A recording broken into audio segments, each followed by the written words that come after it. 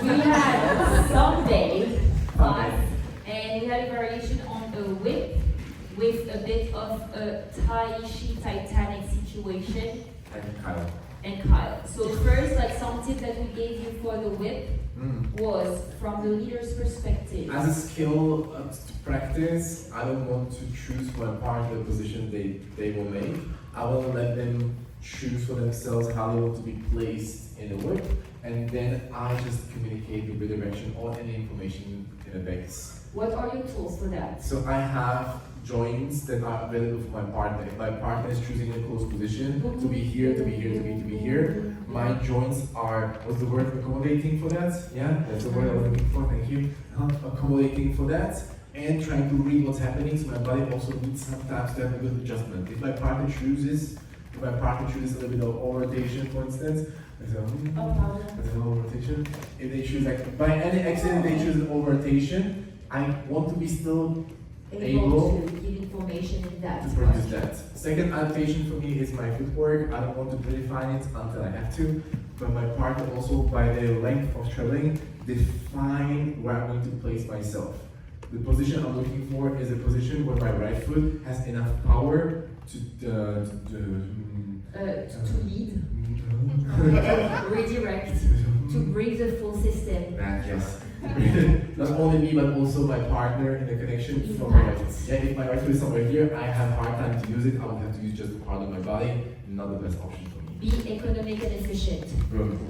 Then from follower's perspective, work on angles. Angles. So I prefer to have angles because it makes me more comfortable and more stable. And sometimes I'm using what I have, like the platform, the point of contact, to facilitate those angles. So for instance, in a whip, because I have a rotation to my right, and then with that close position, it creates a platform, sort of side compression. I'm using it on my coaster step to close myself into that angle. So I can communicate it to the lead, they can also encourage it after, and it makes it's juicy. It's juicy. Careful about over-rotating yourself into it. Exactly, Italian ice cream. Yeah. So even if I use it, it's really like just to slightly open my left foot and leg, but not to close my body towards the connection. That's I'm functional. I'm still loyal to the direction I'm going next. This is a slot, especially with my free leg.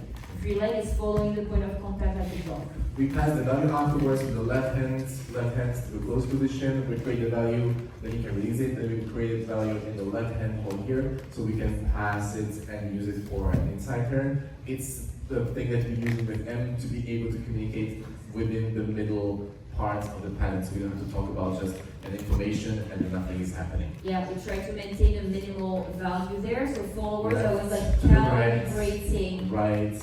Yes, To here. the left. And I was calibrating like the speed of my rotation, so I don't predefine where my steps are gonna go. So the speed of the lead is this right now. I can define to have this, I can have that slower step, but still stay like in the speed of the point of contact. Always like slightly 50 and 49.9. This is what we communicate, this is your choice for both of us, these and forwards, yeah? Okay. So then we're extending it to the Titanic. Titanic, we have Titanic, so from the left, instead of continuing in the direction of the rotation, I was actually extending both. I was doing everything. Stretching out. Stretching to the side. My right was ironing the back, so I was setting sort of like a limitation in a kind and loving way.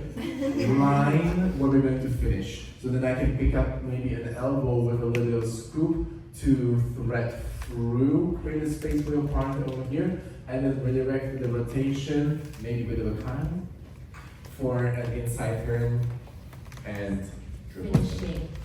From this side it goes 1, 2, 3, 4, 5, 6, boom, tick, boom, tick, boom, tick, boom. Sorry, I didn't see. I was watching.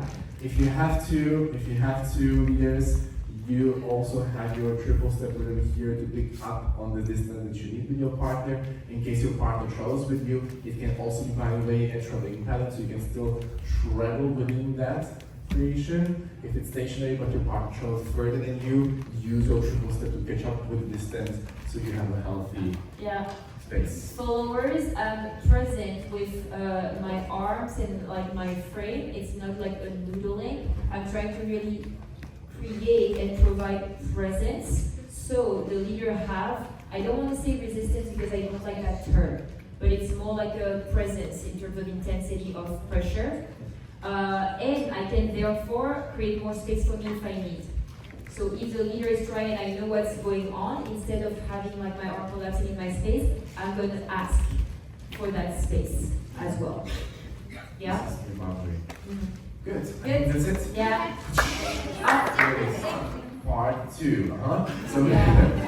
exit number 1, we're keeping the point of contact, and maybe we can expand that exit a little bit further before we reach for triple step and anchor. We can have, what do we do? What do we do? The kite we already The kite, did. so I'm releasing, but I'm catching afterwards for the free spin. We had the traveling one The that we showed already. boom, tack, shoom, tack, boom, tack, full step, and to rock and go, tack, to tack. Anything I else? think it's good. I think it's I think it's good, yes. Yeah. Thank you Thank guys.